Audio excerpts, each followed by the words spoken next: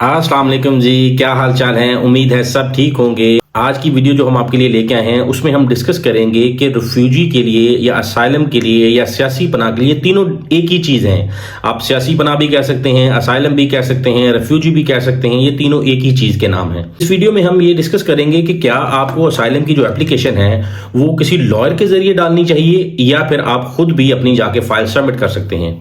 दोनों वेज में आप फाइल सबमिट कर सकते हैं। अगर आप लॉयर के जरिए जाते हैं वो भी आपको ये सिंपल यही प्रोसीजर बताते हैं कि आपने अपना नाम, अपनी कंट्री का नाम, अपनी आईडी, अगर आपके पास कोई डॉक्यूमेंट्स हैं या जिस रीजन की वजह से आप अप्लाई करना चाहते हैं असाइलम, उसको जो सपोर्ट करते हैं डॉक्यूमेंट्स, लाइक आपके पास कोई एफआईआर की कॉपी हो या कोई भी ऐसा प्रूफ हो जिसकी वजह से ये साबित हो सके कि जो आप रीजन लगा रहे हैं असाइलम एप्लीकेशन के लिए वो जेन्युइन है, वो ऑथेंटिक है। वो सारे डॉक्यूमेंट्स आपके कंपाइल करता है। आपकी एक फाइल होती है इमिग्रेशन के अंदर, उसमें एक एप्लीकेशन होती है, उसको फिल करता है और जो आपकी रीजन आती है वो प्रॉपर्ली आपकी लिख के वो एक फाइल बना देता है। फाइल बनाने के बाद आप फिजिकली जाते हैं लॉयर के साथ और जाके वहां पे ऑफिस में सबमिट कर देते हैं। चाहे वो बॉर्डर कंट्रोल ऑफिस है, चाहे वो इमिग्रेशन का ऑफिस है या पुलिस का ऑफिस है, वहां पे जाके लॉयर आपके साथ जाता है।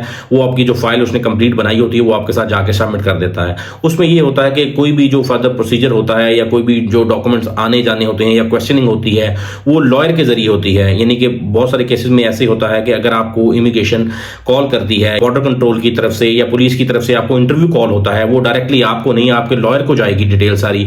फिर लॉयर आपसे कोऑर्डिनेट करने के बाद वो आपके साथ जाएगा। जिस दिन आपका इंटरव्यू कॉल होता है वो आपके साथ बैठेगा जब आपका इंटरव्यू कॉल होगा।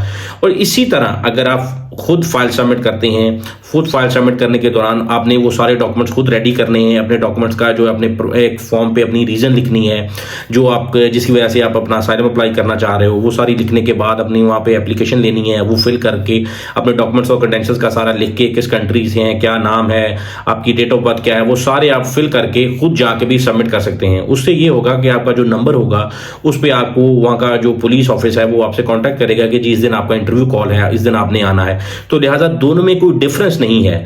अगर आप अपनी फाइल कंप्लीट खुद कर सकते हैं तो आपको किसी लॉयर की जरूरत नहीं है। कोई कंपलसरी नहीं है कि आपने लॉयर को हायर करना है, उसके जरिए ही अपनी फाइल सबमिट करनी है। आप खुद भी फाइल सबमिट कर सकते हैं। जैसे कि मैंने बताया, अगर आप इतने काबिल हैं कि आप अपनी फाइल को खुद रेडी कर सकें तो आप खुद रेडी करके फाइल सबमिट कर सकते हैं। दोनों में कोई फर्क नहीं है।